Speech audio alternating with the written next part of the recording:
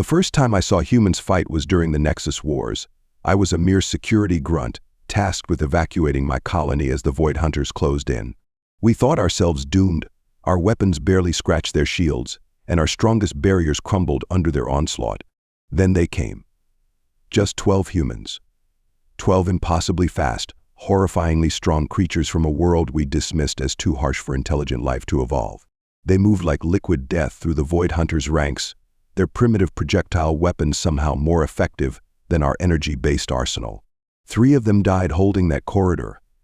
3 beings from a planet called Earth gave their lives for a colony of aliens they'd never met before. That day changed everything I thought I knew about warfare, about duty, about what it meant to be a warrior. Now years later I fight alongside them on Station Aurora 7. The artificial gravity is set to standard coalition levels, a compromise that leaves the humans moving with almost casual grace while the rest of us have adapted to the lighter conditions. I watch Carolina check her weapon with practiced efficiency, while Judd coordinates with the other squad mates through their neural interfaces. They've taught us so much about combat, about tactics, about working as a unit instead of a mass of individual fighters. "Kamar, you're daydreaming again," Carolina calls out, her voice carrying that strange mixture of authority and warmth that seems unique to human commanders. "Focus up, we've got hostiles inbound." I ready my weapon, human-designed but modified for my physiology. My clutchmate asked me once why I chose to join the coalition forces instead of staying with the Homeworld Defense Force. I told him then what I still believe now. Humans taught us that true strength lies not in surviving, but in ensuring others survive. The station shudders as another impact rocks through its superstructure. The insurgents are getting desperate, their attacks more frenzied. But we hold the line, because that's what humans taught us to do. Not for glory, not for honor, but for each other. Multiple contacts. Judd's voice cuts through the comm channel. They're trying to flank through maintenance shaft Delta. I move to cover the approach, my movements now smooth and practiced, where once they would have been rigid and mechanical. My people were defenders once, content to hide behind our barriers and hope threats would pass us by. Humans showed us a better way. They showed us that sometimes the best defense is standing shoulder to shoulder with your allies and meeting the threat head-on. The insurgents' first wave breaks against our position like water on rocks. Our return fire is precise, coordinated, human efficiency melded with my species' natural accuracy. We are no longer the beings who could only flee from the Void Hunters.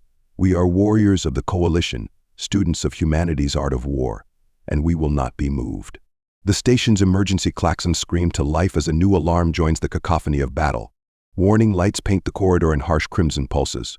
Hull breach detected in Sector 7. The station's AI announces with artificial calm. Emergency containment failing. Civilian quarters at risk. My blood runs cold.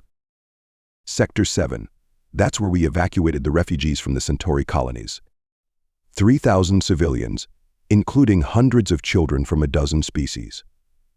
The insurgents are getting desperate enough to risk killing everyone just to accomplish their mission.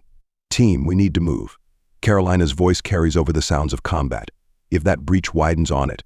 Judd is already running, his movements precise despite the chaos. "Kamar, cover our 6. I follow, laying down suppressing fire as we sprint toward the breach. My enhanced vision picks up the structural damage before the others, hairline fractures spreading through the reinforced walls like frozen lightning. The insurgents must have planted charges. This wasn't random damage, it was a calculated strike at our most vulnerable point. We round the corner to find a nightmare scenario. The breach is worse than the sensors indicated. Emergency force fields flicker weakly, struggling to contain the atmosphere. Beyond them, I can see the stars, beautiful and terrifying in their cold silence. A squad of insurgents is retreating, but something's wrong about their movement. They're too organized, that's when I see it. The small cylinder rolling across the deck, its core pulsing with the telltale purple glow of a plasma grenade. My species' enhanced vision processes the scene microseconds faster than my human companions can react. The blast radius will rupture the already damaged hull. The civilian quarters will decompress. Thousands will die. Unless. The humans taught us about sacrifice, about how sometimes one life can save many. They've given us so much, taught us to be strong, to stand up to fight. But most importantly, they taught us what it means to be heroes. I don't hesitate. My people's natural armor won't completely contain the blast, but it will direct most of it inward rather than toward the hull. Carolina. Judd. Seal the breach. I shout, diving forward. Time slows in those final moments. I think about my clutchmate, about the pride he'll feel when he hears how I died. I think about those human warriors who died protecting my colony years ago. I understand them now. Understand that burning need to protect others that seems to drive humanity forward. I land on the grenade, curling my body around it. My last thought is a profound satisfaction, that I will die as the humans taught us to live, not for glory, not for honor, but for the simple, powerful truth that every life is worth saving. I hear Carolina scream my name as the world goes white, and I am proud, because in my final act, I proved that humanity's greatest gift to the galaxy wasn't their strength, or their tactics, or their technology. It was teaching the rest of us how to love something more than our own survival. Thank you so much for listening to this story.